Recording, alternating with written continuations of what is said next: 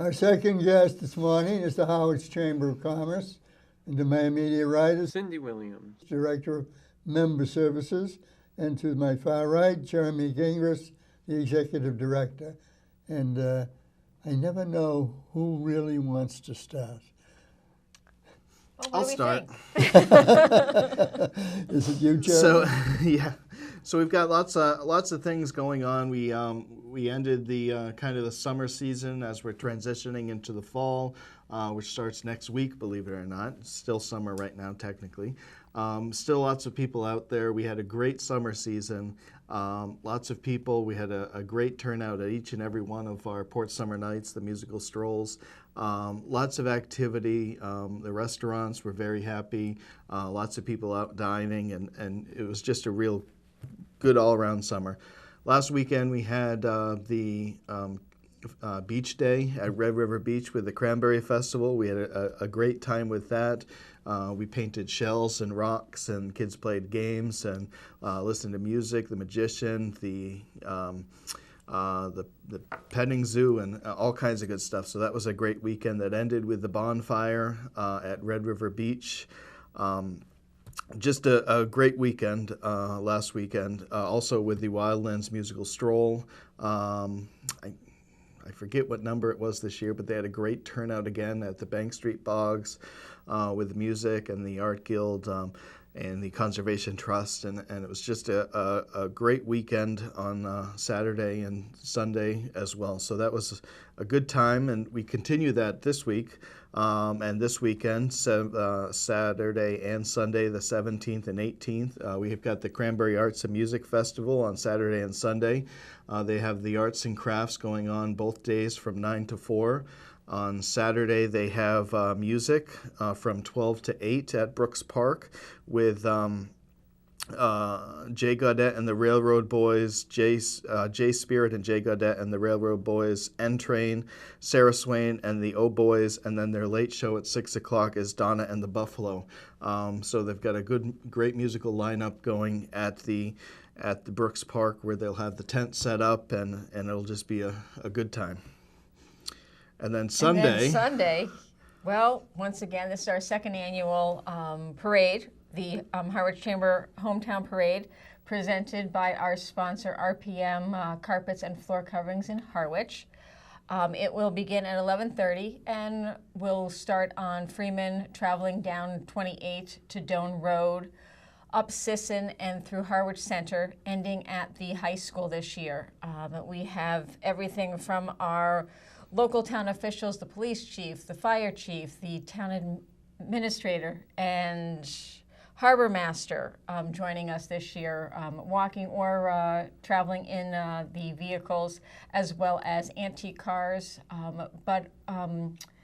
To jump back, we have our Grand Marshal this year is John Eyre, who just recently retired from being a 40-year firefighter in Harwich. So we're happy to have him, and I believe his grandchildren will be joining him as well.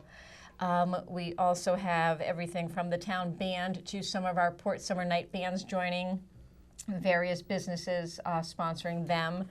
We have our wonderful sponsors, Waquasit Resort and Golf Club, Brenda Weeks Travel, the Cooperative Bank, Cape Cod 5 Cent Savings Bank, Kinlan Grover, Cape Cod Associate Real Estate, Snow and Thompson, Ember Restaurant, The Port, Monahan Fine Jewelers, and Palamas Savory and De Silva. And we have everything this year from bagpipes, mermaids and pirates, to 60-plus participants. And the Nicholas Azarias Color Guard and Young Marines will be joining us as well. So a full lineup, very excited for everyone that is joining us. So we look forward to seeing everyone on the route. And the route this year is the same as last year. So that's the Harwich. It's the Harwich Chamber of Commerce Hometown Parade, presented by RPM Carpets and Floor Coverings. The route starts at Freeman's in Harwich Port, Freeman's Road. It goes down Route 28 to Doane Road, up Doane Road where it connects to South Street to Sisson Road. From Sisson Road, it heads on up to Main Street, Route 39 in Harwich Center, and then it goes down where it takes a left onto Oak Street and goes right by and ends right at the Cranberry Festival, where people can stop and go and enjoy the music. Not the music. There's a jug. What's going on Sunday? Gosh. A ventriloquist. There's an act going Yes. on Sunday. Enjoy the craft fair and all kinds of other good stuff happening. The Cranberry Festival will be the last float in the parade, and they have some of the Cub Scouts and various different young groups on their float as well. So watch for that as well. And that's the parade. So that's the parade. That's this Sunday, September 18th, and again it starts at 11:30. So make sure you get a seat out there early. After that, coming up, we have on October 8th, Saturday, October 8th, at 10 o'clock, the Route 124 overpass at Route 6, the 124 overpass, is being dedicated to U.S. Navy pilot Ralph Burns, who passed away. He was killed in action in World War II. He was actually missing in action and killed in action World War II. He was the father of somebody who most people know in town, Skip Burns, who was the science teacher at the high school for close to 30 years, who passed away about 2 years ago. So it was his father who was killed in action in World War II, and the Route 124 overpass is being dedicated in his honor through the Bridges for Fallen. So that's Saturday, October 8th. That's from 10 to 12. Immediately after that, at the Cape Cod Regional Technical High School from 12 to 3, there'll be a celebration. There'll be some music, some food, and some other activities going on at the tech school to celebrate the occasion and to remember all of our fallen heroes. That night, we will also be having a fireworks celebration in honor of our military and in honor of the bridge dedication, to show what the military and what U.S. Navy Lieutenant Ralph Burns meant to the town. So we'll be having a fireworks show, which will be at Cape Cod Regional Technical High School. We'll have music and food and other events going on from 5 o'clock on. The fireworks show at the school will be at dusk.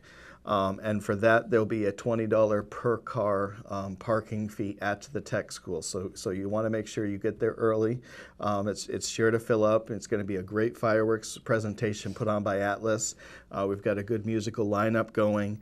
And the entry fee is $20 per carload. So make sure you get there. And that's at 5 p.m. that'll open up. And then we go on to October 15th. Then we have October 15th. This year we have decided to have a fall festival and sidewalk sale in Harwich Port with music by Tattoo Cowboy, various games, and wonderful sales throughout the stores that are located on Route 28 in Harwich Port. So looking forward to that fall festival with pumpkins, games, music, and a lot of fun. We do have the opportunity for part of the bridge dedication and fireworks donations. If anyone is interested in donating to this wonderful celebration, they can contact Jeremy and myself at the Harwich Chamber of Commerce. You can actually even donate right from our website, which is www.harwichcc.com, or contact us in the office at 508-430-1165. And that donation, or any donations made at that event, there are two things. One, it goes towards the event costs for the not just the dedication, but also the entertainment, the music, and that sort of thing. So we keep this as low cost as possible. But they'll go to paying for the fireworks, and then any remaining funds that are done. This is through our charitable foundation. Will go towards a memorial scholarship in honor of the Burns family. So we're hoping to be able to give back quite a bit. For a family that did quite a lot, and it's really an interesting story. We've got lots of speakers lined up for October 8th that are just it's just going to be a really good great presentation, and I hope everybody gets out there to see it. You're going to learn a lot, and it'll be fun. And it's a great community connection with the Burns, but also wonderful feeling for our community. It does so much too. So we're really excited to be a part of it.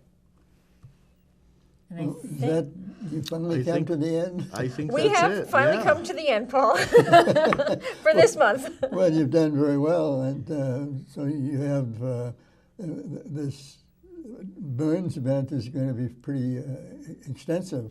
You're going Yes. to have the bridge. You're going to have it at the school. You're going to have fireworks, and you're going to have a lot going on. Yes, yeah, it's been a great program.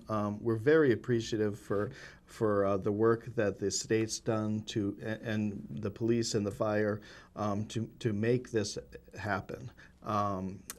There's lots of man hours that go into it. Bridges for the Fallen is a volunteer organization that Rob Mador heads up, and it's all done on volunteer basis. The police, the fire, the state, Sarah Peak has done an amazing job. It's actually legislation that goes through the State House Oh, wow. that has to be done in order to get this done. So Sarah Peak was the one sponsoring the legislation, and she just helped push it through to make sure that it got done. And we can't thank her enough for that. And there's so many other people that made it happen.